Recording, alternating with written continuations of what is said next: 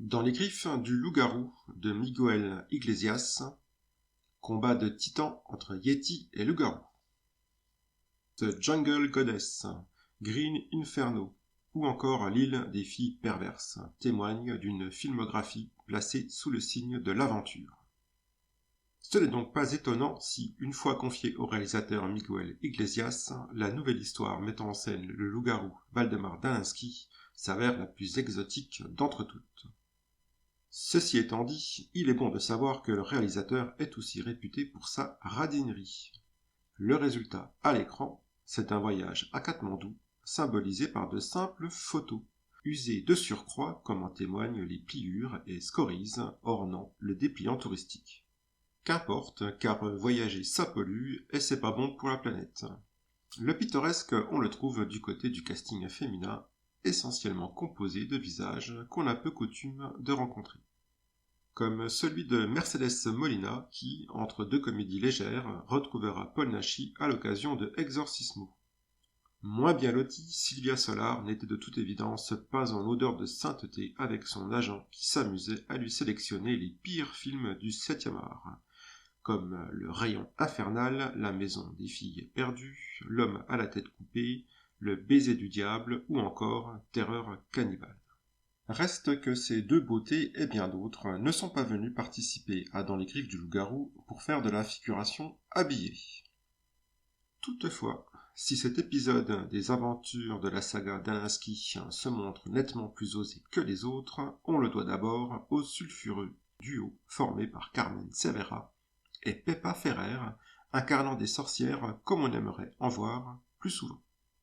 En effet, les deux effrontées qui vivent recluses dans une caverne des montagnes himalayennes inviteront Paul Naschy à les rejoindre dans un trio endiablé que n'aurait pas renié Gaspard Noé. Tant de légèreté frivole ne laissera pas de glace les censeurs anglo-saxons qui, immanquablement, placeront le film sur la liste des vidéonasties. À moins que ce qui est plutôt déplu aux empêcheurs de tourner en rond britanniques ne soit la dose de violence contenue dans le film. Il faut dire que dans ce domaine, le métrage, signé Miguel Iglesias, ne fait pas dans la dentelle non plus. Outre une tentative de viol déjouée in extremis par le valeureux Waldemar Daniński, les gens périssent de la pire des manières, que ce soit poignardés, victimes d'armes à feu ou de chutes de falaise. Le film sait s'y prendre aussi quand il s'agit de se montrer cruel. Les têtes sectionnées jonchent le sol et les tortures consistent à écorcher vives des malheureuses quand on ne laisse pas un infortuné mourir à petit feu après l'avoir transpercé d'une lance de part en part. Quant à nos sorcières délurées, elles se jettent sur la viande humaine telles les zombies d'un film de George et Romero. Autant dire qu'on est loin de l'épouvante gothique des autres épisodes de la série des Waldemar Daniński. Par ailleurs, si les critiques envers les films mettant en scène le loup-garou ibérique pointent du doigt des scénarios redondants et mal rythmés, Dans les griffes du loup-garou s'avère pour sa part un excellent contradicteur. L'histoire se suit comme un serial, tant l'action et les rebondissements se révèlent constants, alors même que le scénario ne tient qu'en une seule phrase. Waldemar Daniński mène une expédition dans les montagnes enneigées du Tibet pour mettre la main sur le légendaire Yeti. En vérité, Waldemar devra se débarrasser de sorcières qui l'ont mordu et transformé en loup-garou avant d'affronter des sauvages assoiffés de sexe et de sang surgissant de nulle part. Peu après, c'est le dangereux despote régional du coin, surnommé Sekar Khan, qui inquiétera les héros. Mais le véritable danger se révèle la doctoresse particulière du tyran.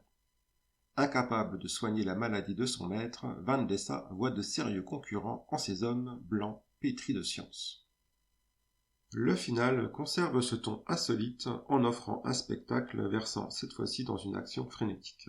Ainsi, dans les caves du despote, les femmes torturées et à moitié nues se rebellent contre la doctoresse dans un final qui aurait pu inspirer Quentin Tarantino.